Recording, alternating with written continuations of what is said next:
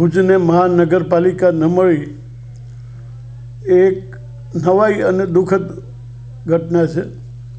April 24ના times of ઇન્ડિયામાં પણ એક પ્રેસ નોટ આવી હતી કે ભુજ, પાલનપુર વગેરે વધારાની 5 શહેરોને પણ મહાનગરપાલિકા મળી. એટલે એની યથાર્થતાનો પ્રશ્ન અસ્થાને છે. ખરેખર કોન્સ્ટિટ્યુશન અને જે જૂનાગઢ મહાનગરપાલિકા અને ગાંધીનગર મહાનગરપાલિકાના હાઈકોર્ટના ચુકાદા પ્રમાણે ક્રાઇટેરિયા પૂરું પાડે છે. એક નેગેટિવ બુદ્ધિશાળી માણસોએ અફવા ફેલાવી છે કે ટેક્સ વધશે, પણ ટેક્સ તો જે કાઉન્સિલર હોય ચૂંટાયેલા એ વધારે અથવા ઘટાડી શકે.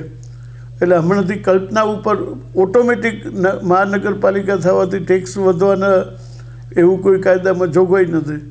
ફક્ત નેગેટિવ વાતચીતને કારણે હતોત્સાહ થઈ જઈએ છીએ.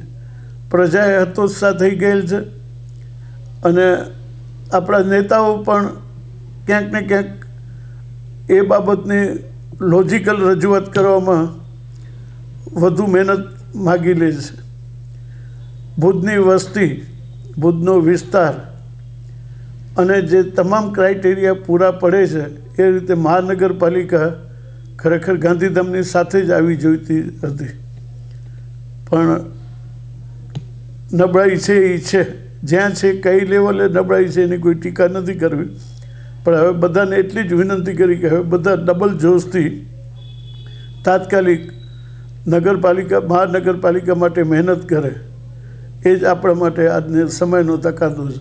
જો મહાનગરપાલિકા મળે તો સૌથી પહેલી વાત એ છે કે સીટ તો વધશે જ, સામે ગવર્મેન્ટનું બજેટ એલોકેશન વધશે. આઈએએસ ઓફિસર એ કમિશનર તરીકે મળશે. અત્યારે જે ચીફ ઓફિસરની પણ ભુજ મ્યુનિસિપાલિટીમાં માથાકૂટ ચાલે છે, દર 6 મહિને બદલે છે, તેને બદલે આઈએએસ કક્ષાનો આવશે. બીજા ઘણા ફાયદા પણ મળશે, સ્ટેટસ પણ વધશે અને એ રીતે મહાનગરપાલિકા થવાથી સેન્ટ્રલ ગવર્મેન્ટના પણ અમુક બેનિફિટ છે એ પણ મળતા થશે.